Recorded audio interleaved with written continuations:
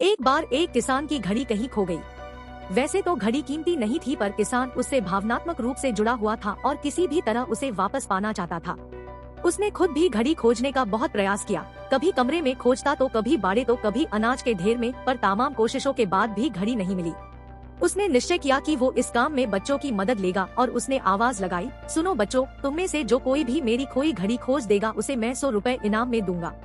फिर क्या था, सभी बच्चे जोर शोर दे इस काम में लगा गए। वे हर जगह की खाक छानने लगे, ऊपर नीचे, बाहर, आंगन में, हर जगह, पर घंटों बीत जाने पर भी घड़ी नहीं मिली। अब लगभग सभी बच्चे हार मान चुके थे और किसान को भी यही लगा कि घड़ी नहीं मिलेगी। तभी एक लड़का उसके पास आया और बोला, काका मुझे एक मौका और दीजिए, पर इस बार मैं ये काम अकेले ही करना चाहूँगा। किसान का क्या जा रहा था, उसे तो घड़ी चाहिए थी। उसने तुरंत हाँ कर दी। लड़का एक एक करके घर के कमरों में जाने लगा और जब वह किसान के शयन कक्ष से निकला तो घड़ी उसके हाथ में थी।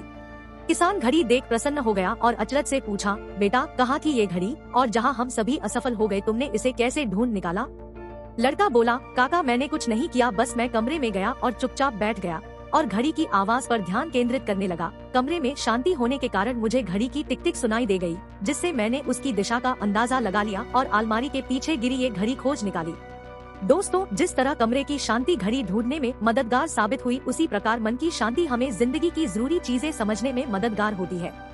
हर दिन हमें अपने लिए थोड़ा वक्त निकालना चाहिए, जिसमें हम बिल्कुल अकेले हो, जिसमें हम शांति से बैठकर खुद से बात कर सके और अपने भीतर की आवाज को सुन सके। तभी हम जिंदगी को और अच्छे ढंग से जी पाएंगे।